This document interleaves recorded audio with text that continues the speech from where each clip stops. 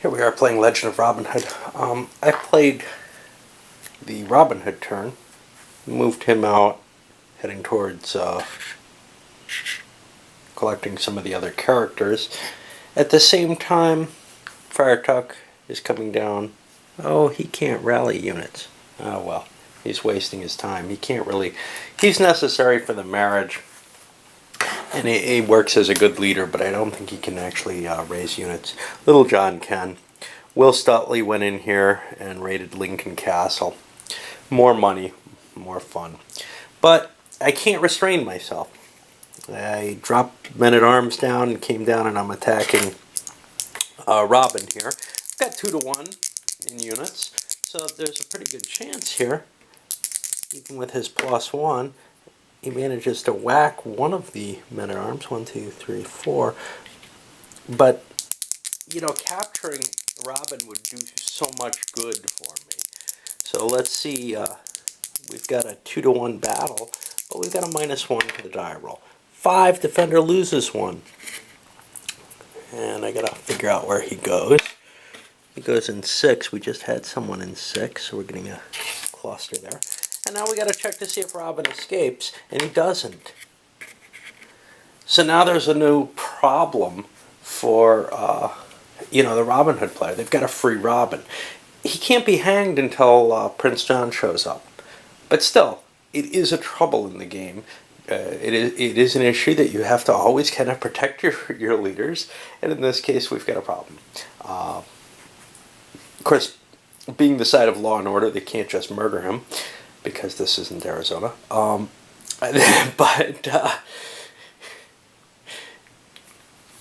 to maintain truth to the story, they have to try to capture and try these people. Alright, so let's see what we have going on in the Robin Hood turn to make up for this. As this slides down. With only one merry man, the chances are not very good, but Munch is going to make a shot at it. He misses the archery roll. That would have solved the issue, but now he's got 1-2 attack. And he's got a +1 though. So that puts us at even again. 5, that goes to 6. Defender loses 1. He manages to hit the man-at-arms. 1, 2, 3, 4. Right? 1, 2, 3, 4. Yeah, whatever. And Robin is again freed. And you can see, you know, you can curse at me for having taken that risk.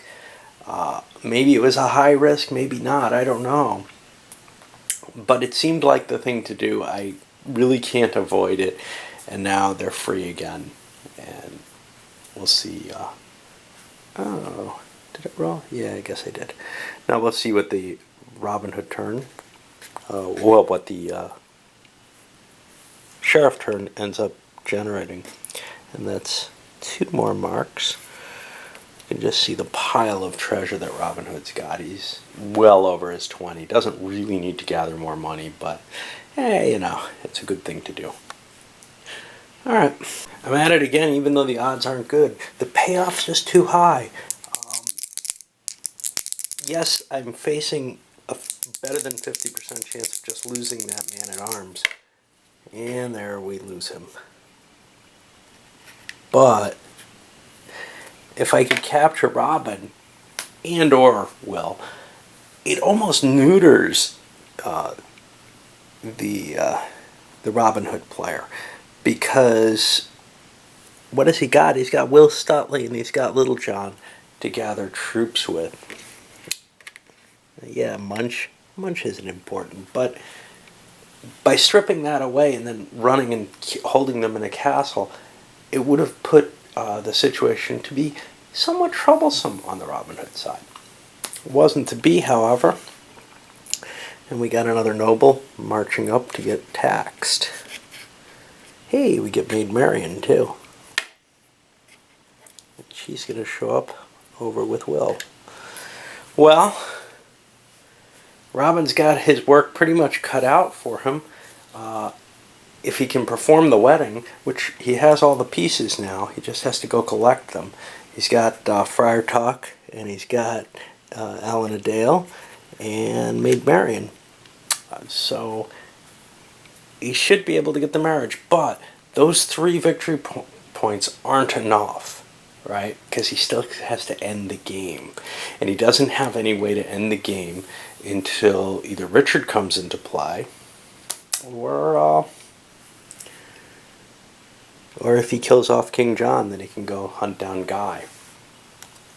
Well, Little John did something kind of interesting on his turn. He went in and he's setting himself as lord of the castle up here. There's a strong defensive benefit there, not so much for his units. You kind of wonder why he's there. Robin went into the forest and picked up Alan a Dale, and now he's going to go get Maid Marian and try to arrange that wedding. That's about the best thing he can do. The king, or the sheriff's troops, it's kind of hard to judge what's worth doing. Maybe the best thing would be to send some troops to protect Sir Guy, because he's kind of the weak point at this time. Alternatively, are there any attacks that are worth making? You can make an attack on Friar Tuck, try to prevent the marriage. That seems a little risky, so instead I'm going to do that. I'm going to set these up here and march them into here. May not be the best place for me to have my stuff. Oh, speaking of which, road 2, we get a noble. Alright. But it's all I can really think of at this point. Okay. And again,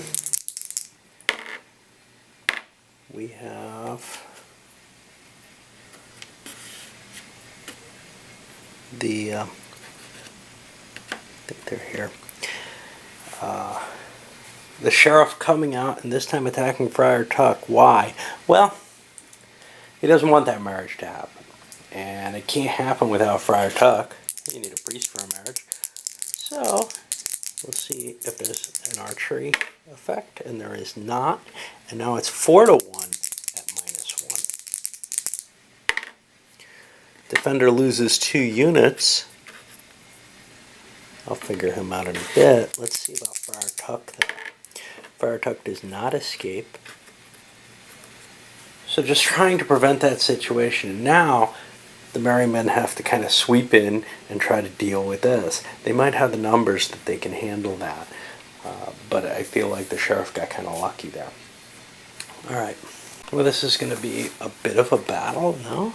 We've got 6 points of archers, +1 for Robin. We only kill one of the men-at-arms. 1, 2, 3, 4.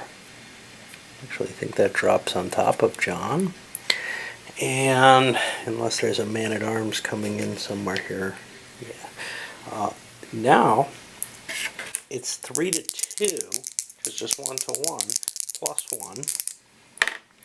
6. Defender loses 1, and the man-at-arms is wiped out. And Friar Tuck's been rescued again. Yay! Another buck. And this is one of the things that I remember from this game, is that quite often, one way or the other, the initial turns of the game kind of determine how the flavor of the whole game is going to go. So in this case, you've got kind of these random attack, well, not random, but these attacks coming out for opportunities, just trying to prevent Robin Hood from winning easily, because he's pretty much taking control of the board. And the alternative side, well, sometimes it's that Robin gets captured right away and killed. You know, I'd say there's very few games where it kind of follows the story fully, in the sense of the sheriff being free to act and still protected and everything, and Robin Hood being at large most of the time. I may have skipped a turn there, so given an extra turn to someone, I don't know. So I think that should have been filled up, and there should have been a man-at-arms coming in. We'll leave it as it is. First of all, let's take care of this. Another buck. Great. Friar Tuck went and rallied some forces. Will went and grabbed this big pile. He can't command them all, but he can ferry them about. Munch is still sitting here at the crossroads. Robin, Friar Tuck, and Alan went here. Converted Maid Marian. Now the question is, what about Will Scarlet? They've got to check him too. and Will wounds Robin Hood. But he joins. He joins no matter what. And he's a good leader for them. And at this point, Robin and Marion get married. Poor wounded Robin. But that's what happens. And now we've got to continue on with the sheriff player trying to figure out a way that he might be able to win this. Well, that helped. For the first time, we got a visitor role, and it's Prince John. He comes riding down the road. He's got to leave his men-at-arms back here because they're not fast enough, but he can make it here and hit these merry men. And he's got some troops that he's stationed with Sir Guy to try to help protect him. He's got no way to bring him into play, so that may not have been the wisest place. Actually, yeah, it's not. He'll bring him in with himself. Okay, the merry men get an archery shot, and they'll use the red die again, because we've got King's Foresters here again. And we got to hit both ways. I want to take a man-at-arms and get them back, and of course the merry man dies. But King John in this case, well, no, he's still Prince John, is going to provide somewhat of a formidable problem for Robin. He's got to survive, and I forgot to bring this guy in. He's got to survive for enough time for Richard to show up. And that can be kind of tricky at times. He's got his other victory conditions. He's got all three of his other victory conditions. He just needs to end the game somehow. Alright. Well, we'll see how that starts to shape up. One of the things is gather all your troops. Debating going and taking Lincoln Castle and holding out there. I'm not sure that's the best thing. It may be better to be out in the open. Because even though you get the terrain advantage of Lincoln Castle, you can get that elsewhere too, right? No, I don't think you can. But them being in the open is the strongest position they can be in. That means that John may collect up this huge force. Problem? John can't move very fast, so Robin can kind of run around. As long as it's two big stacks facing each other, Robin can outrun John.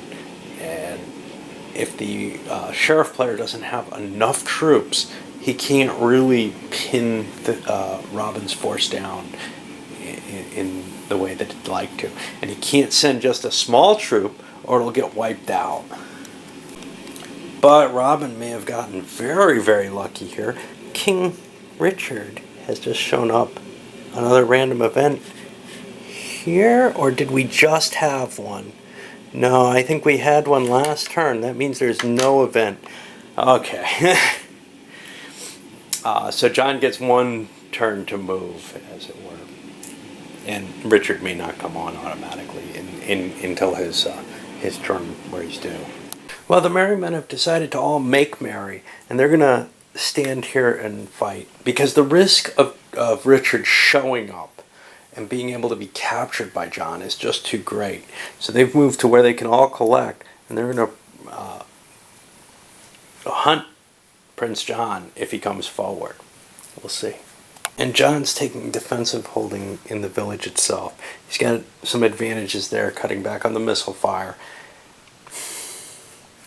He's not really in striking range that he can hit Richard. The rules on Richard are a little funny. King Richard appears at the 5th die roll of a 6 roll of dice. The king can be moved and have combat in the subsequent Robin Hood player turn. So he's kind of active. And he's in disguise, I believe. I'm not sure. Anyway, he's allowed to be in disguise. The big bonus with him, though, is wherever he shows up, if he shows up here, John's got a shot at him right away. If he shows up at either of the others, he's under Robin's control. Now Robin can move forward and make it tougher, or move into here or something, make it harder on Prince John. on his next move, which is right now, really. Right? Yeah. But the problem is John is trying to collect up his men-at-arms to have the maximum fighting force. If Robin Hood moves here, John can move back here and then kind of cut these off. So it's really kind of a... It's going to come down to almost a luck off in terms of, you know, if Richard shows up here, John's got a big advantage. Okay. Okay, and Robin Hood moved up here, and I counted, the reason I unstacked everything, I counted the merry men. There's 7 of them. John's got his force here, but he doesn't have to take. He's got a man-at-arms that's coming in as a replacement. We just got the roll for Richard. We have to see where he shows up. He's going to show up down at B, which means I want this man-at-arms down here, right? 1, 2, 3 to get to Richard. I'm going to try to grab him. Now, 1, 2, 3, 4, 5. That means Robin can't react in time. He can't get there. Let's see whether or not that capture goes through. I got to look up some more rules. That'll take a while. As the rules are written, these guys get a direct chance to capture Richard. There's disguise rules. Richard can assume disguise at the beginning of a Robin Hood turn, flipping the leader counter face down. And that would require them to be recognized, which requires a 5 or 6. Now,